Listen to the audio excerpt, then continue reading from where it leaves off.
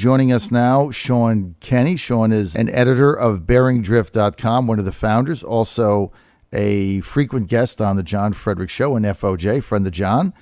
And he's also was the executive director of the Republican Party of Virginia that was during the Pat Mullins reign, if you will. And Shaun, good to have you with us. Hey, great to be on the show again. Shaun, it's been too long. I got to get reminded to have you on. I just put you on the top of my, get him on every week list. So we just don't do a good job at that, and I apologize. That's my bad because you're always fabulous. I know when we talked the other day, you wanted to comment about the article in the Washington Post on Friday on Corey Stewart's campaign for governor and what your thoughts on that was. And why don't we just start right there, Shaun? Sure. Well, obviously, you've got the what's now a three-way race for governor, Denver Riggleman, who had thrown in, who's a Nelson County distiller, really didn't have a whole lot of resources behind him, really wasn't well known, and surprisingly made a lot of headway in what you would think would be Corey Stewart's backyard.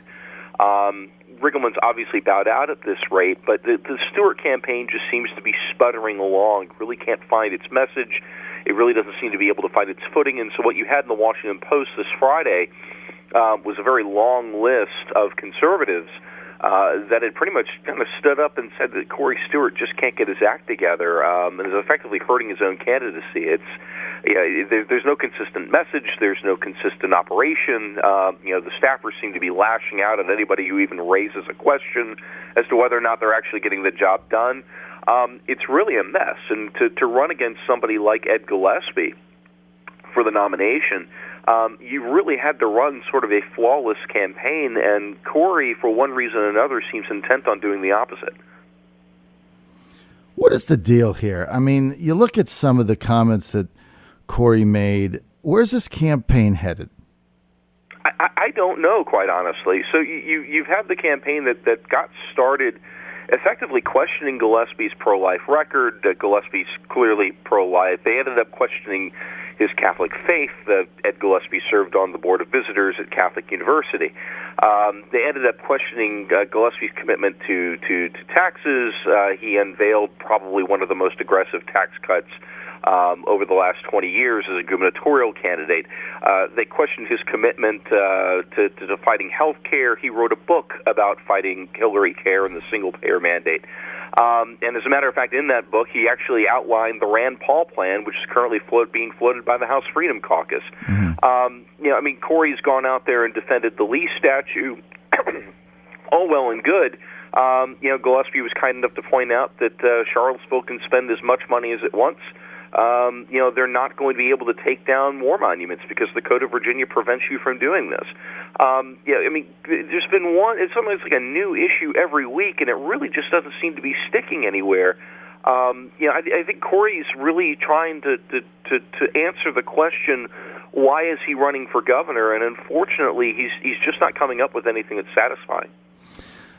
Well, look, I thought the article in the Washington Post on Friday was a good piece in kind of evaluating how he was trying to win this race. Last poll that came out, I think he was in second place at 7%. Wagner was at 5%, and Gillespie was at 25%. But I look at his campaign, I'm not sure where he's getting the traction. And look, Shaun, as you know, win or lose, like or not, I call it like I see it. That's what makes me different.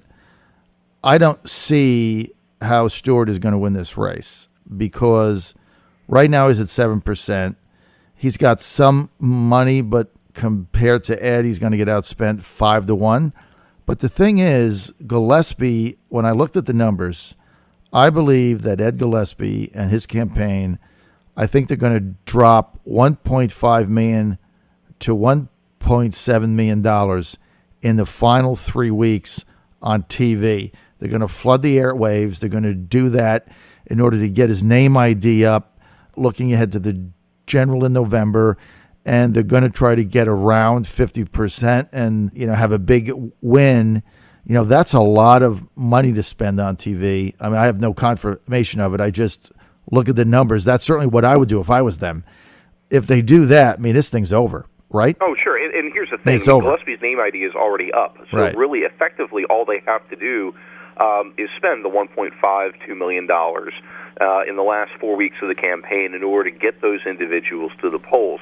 The challengers have a different problem, right? Because not only do they have to spend that kind of money, they've also got to spend the money to get their name ID up. And this is what Corey's been trying to do by attacking Ed Gillespie at every turn. What he's hoping is that this will ramp up his name ID. The problem is that when you engage in so many negative attacks, it drives up your negatives just as badly.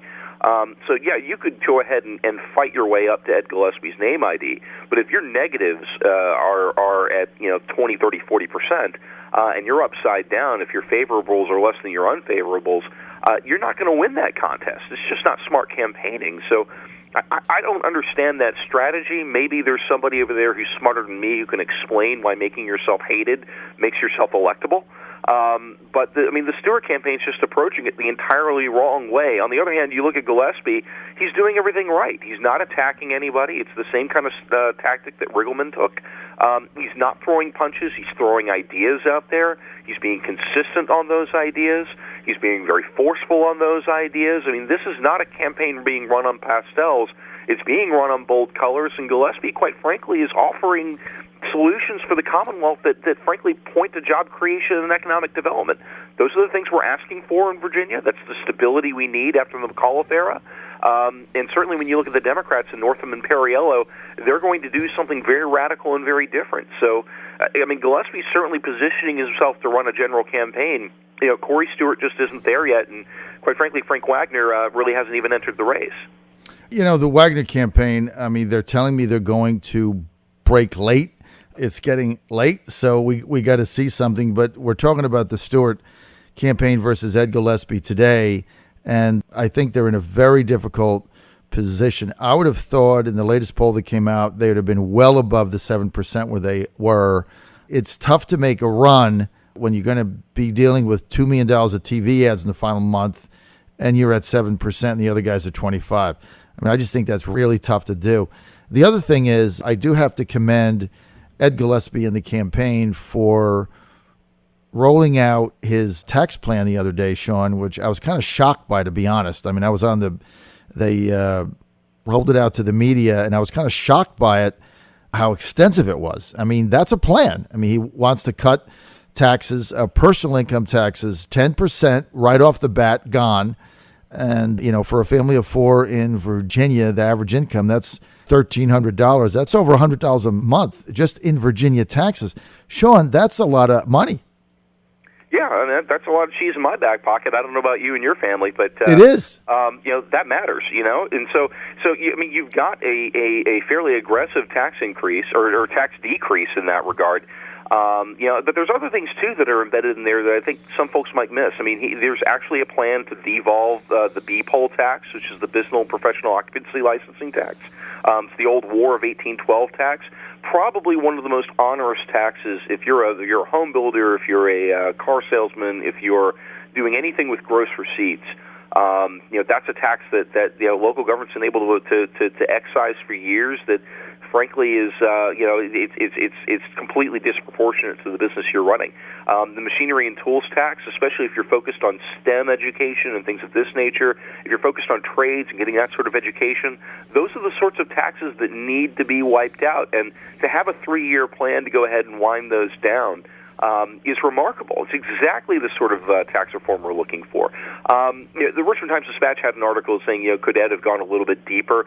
Potentially. But that's the beauty of this, right, is that if we get back on our footing, if we get back to a great business climate, we get back to the sort of economic development that we enjoyed 4 years ago, Gillespie could very well mash the accelerator, and we could see some serious tax relief for Virginia's working families. But in abstract, in the outline, you can't help but be cheered if you're a conservative looking at that tax cut program. I think Gillespie's on the right track. No, he is. One of the things that they also wanted to do was go to local government. You were a supervisor. You understand this, and try to find a way to get rid of these fees like the B poll tax and things like that. Everybody hates these. They just hate them. So, look, I think he's onto something. You've got one candidate, Corey Stewart, talking about statues, and I get the emotional issue for that. I understand it. And look, I'm from New Jersey, so I'm not going to comment on Virginia history, but I would think that Robert E. Lee is part of history. He's a Virginian. I would be upset if I was a Virginian that long-standing also. I'm from New Jersey. We don't have any statues, I don't think, in New Jersey that I can remember. So I get that, but you juxtapose that with Ed Gillespie coming out with a plan this week or last week of real tax reform in Virginia, real dollars to real working families. I think the guy's onto something, and I thought the plan was pretty bold, and the way they outlined it made sense. And then I think Frank Wagner said, oh, well, they didn't check with anybody on the money committee, and then we find out that this was backed by Tommy Hormant, who's in charge of the money committee, so that didn't make any sense either. So there's just a lot of weird things happening here. Right, and bear in mind, too, in the Lee statue and a number of other issues that the Stewart campaign has seemed to have raised, there is no daylight between what Stewart's advocating for and Gillespie's advocating for. Nobody wants to see the Lee statue come down. Everybody's opposed to parts-per-bush abortion. Most folks want a tax increase or tax cut. It's the difference is that Frank Wagner wants the tax increase. Right. But the bottom line is that Gillespie can articulate the reasons why he's in favor of it, and he can articulate a plan. Stewart's talking in platitudes. Wagner seems to want tax increases for transportation at this rate. So you do have some separation on fiscal issues. But for Gillespie, it's he's got a plan. It's and he can tell you exactly how we're going to pay for these tax cuts. That's refreshing. We need more of that. We need more of that, no question. Look, he's a different candidate running for governor in 2017 than he was running for U.S. Senate against Mark Warner. The very different candidate. I think he's much more comfortable in this role. I think he understands state government.